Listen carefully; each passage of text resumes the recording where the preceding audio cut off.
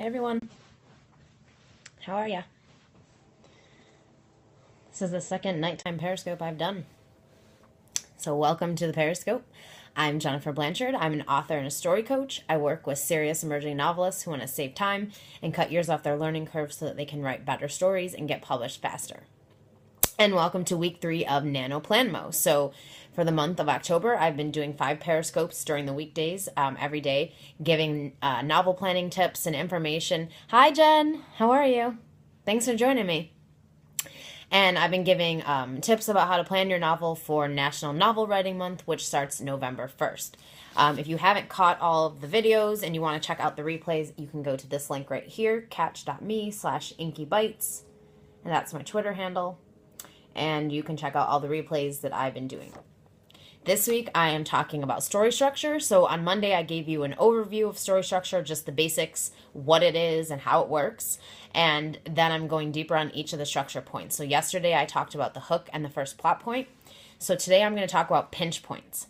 And now pinch points are, there's 2 of them in your story. Now you can have more than 2, but you have to have at least 2 of them. And they happen in between each part. So for pinch point 1, it's between your first plot point and your midpoint, halfway. And then pinch point 2 is halfway between your midpoint and your second plot point. And that's where they fall in the structure. And a pinch point is basically just a reminder of your antagonist. So this is not filtered through the hero or the protagonist experience. We are shown this directly. So we actually see the antagonist in action at some point, doing something or showing us the antagonist if we don't know who it is yet. If it's like a mystery story or something like that, it's still a reminder. So it's a reminder of the antagonist. It tells us the nature of this antagonist, what they kind of have going on. And it reminds us what's at stake for the protagonist. So it really brings to center stage again the antagonist. And the reason is because a lot of times in stories, there's a lot of subplots going on. And so you may not see the antagonist during those subplot scenes because the antagonist isn't really involved in them.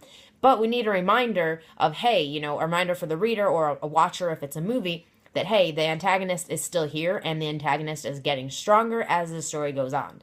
So these pinch points are reminders of those moments. And so to give an example, the movie Twilight Eclipse. So, yesterday I kind of talked about the hook and the first plot point for that movie. So in this movie, the pinch points are, so the first one happens in, like I said, between your first plot point and your midpoint. And in this movie, the pinch point is basically they're at the Cullen's house and they're watching a news report. So the news report is talking all about the devastation that's going on in Seattle. It's getting worse. More people are dying every day. And the worst part, this part that really brings the antagonist full frontal again, is that the police have no leads. So they have no lead of who is doing this. They have, so basically there's no even attempt to be able to stop it because there's no leads. They have no clue who's doing all this damage. They think it might be a serial killer. They think it could be a gang, but they don't really know.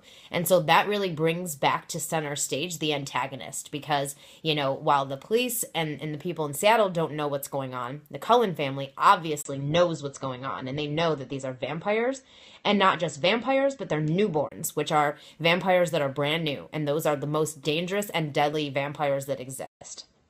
And so we're really reminded of that at this pinch point.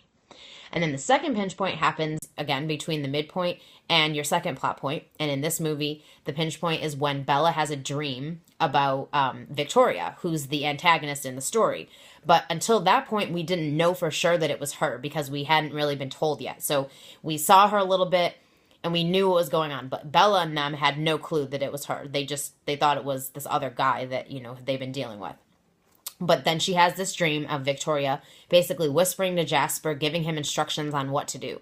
And that's when she wakes up and realizes that that's what's happening in the actual story. So, the dream was just kind of showing her that that's what Victoria's doing. She's using the guy from, the other scene, so the hook scene and, this guy Riley, she's using him to basically do her bidding, do the work for her, make the decisions so that she can stay hidden. And so that's a reminder of the antagonist and also showing us that not only is it this guy, but it's Victoria too. And she has a much bigger agenda because of what happened in the first story. And so, that makes it a lot more scary for the people in the story, and it really shows your antagonist again.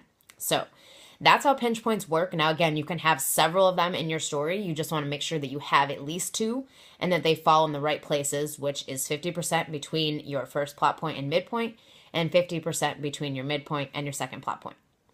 So if anyone has questions, put them in the chat box now, or I'm going to wrap this up. And I will be back tomorrow with a Periscope talking about the midpoint, which is the next big moment of story structure that you need in your story.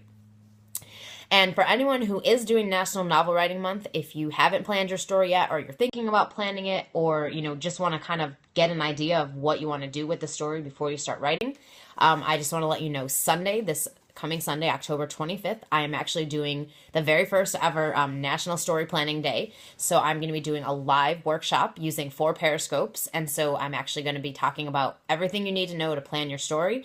And then in between each Periscope session, there's going to be an exercise that you can do. And so if you do the exercises all day, you'll walk away from it with a basic story plan that you can use for Nano. So to get all of the details and information about that event, you can go to this link right here, bit.ly/storyplanday. And story plan day is capitalized, so if you don't capitalize it, it won't find it. So just make sure you capitalize it.